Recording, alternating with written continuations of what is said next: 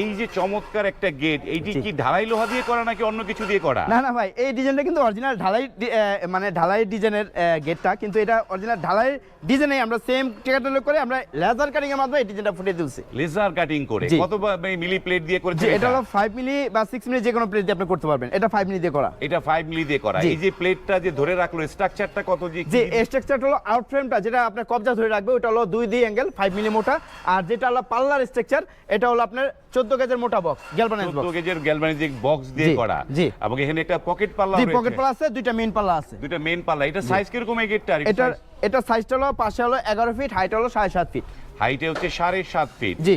এই গেটগুলো কি ভাই ই দিয়ে মানে শাবল দিয়ে চারি দিয়ে ভাঙা যাবে এগুলা? না ভাই, এগুলো কোনোভাবে বাই দিয়ে আপনি কাট বা কাটিং করে বা হামার দিয়ে পিটে কোনোভাবে এটা খোলা সম্ভব না।